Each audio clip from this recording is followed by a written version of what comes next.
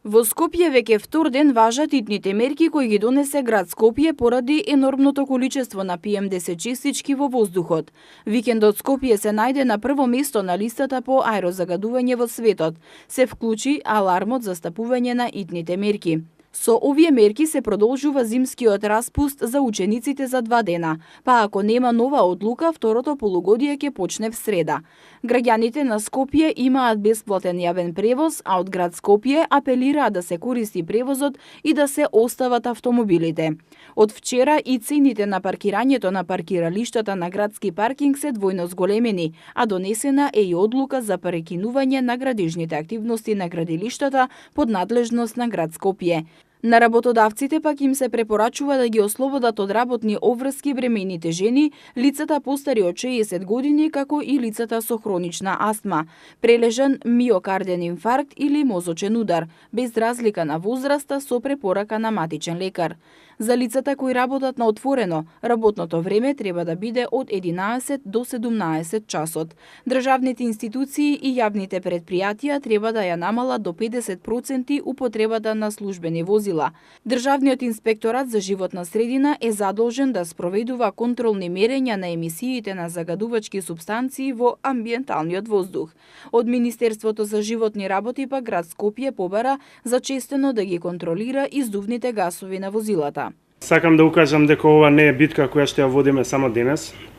Како што знаете, град Скопје работеше цела година на 25 нови мерки против загадувањето, кои ги немаше во претходната градска администрација, а кои исто така беа иницијатива на стручната и граѓанската јавност, препораки во студиите за загадувањето и слично. Не можеме сами во оваа битка, потребна ни е поголема вклученост и на другите институции и граѓаните. Одредени општини излегуваат со соопштенија дека издадените мерки се почитуваат. Во општина Газибаба градоначалникот Борис Георгиевски информираше дека општината се придржува до мерките и препораките на владата и град Скопје. Инспекцијските служби на општината имаат засилени контроли, времено се запрени сите градежни активности каде инвеститорот е општината, а апелира истото да го следат и приватните инвеститори. Јавното комунално предпријатие Газибаба интензивно работи заедно со градските служби во чистење на јавните површини и улици. Исто и од општина Центар соопшти дека општината ги прекинува сите градежни активности на градилиштата под нејзина надлежност и ги интензивира инспекцијските надзори над субјектите кои управуваат со отпадни гуми и отпадни масла. Овие мерки ќе важат додека е висок степенот на загадување на воздухот, велат од општина Центар.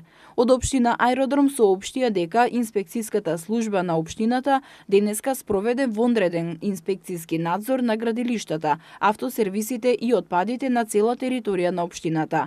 При контролата е констатирано дека на цела територија на општина Аеродром генерално се почитуваат интервентните мерки, а вонредниот надзор ќе продолжи и во наредните денови, соопштија од Аеродром. Инаку денеска дел од градоначалниците своите автомобили ги оставија дома, а на работа дојдоа дел со јавен превоз, дел пеш. Градоначалникот на општина Бутел Велимир Смилевски денеска дојде со автобус на работа, градоначалникот на општина Ѓорче Петров Александар Нумовски утринава го користел автобусот со број 22, а потоа до работното место стигнал пеш. Градоначалникот на општина Аеродром Златко Марин исто така денеска го остави автомобилот и на работното место пристигнал пеш, а градоначалникот на Карпош Стефан Богоев на работа пристигнал со автомобил, а исто автомобилот го користел и градоначалникот на општина Газибаба Борис Георгиевски. Пред камерата на Прва Скопска граѓаните се жалат на симптоми од отровниот воздух и шетаат со заштитни маски, но се прашуваат и дали само греењето во домаќинствата и сообраќајот се причина за загадувањето или играат улога и некои други фактори.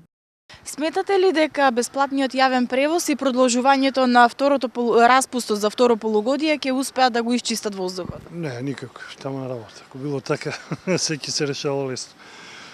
Користите ли вие јавен превоз? Не.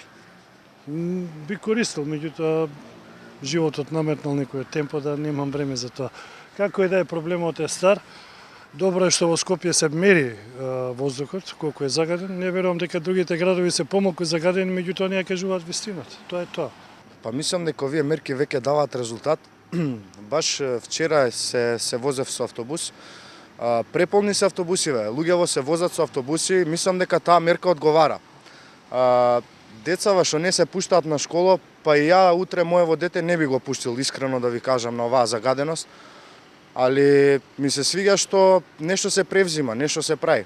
Сега оваа мерка е добра, сега дајте да видиме други мерки, може нешто велосипеди да се возат, такви работи, зашто не? Дали вие користите јавен превоз? Да. Тешко ова е. Не знам што да кажам.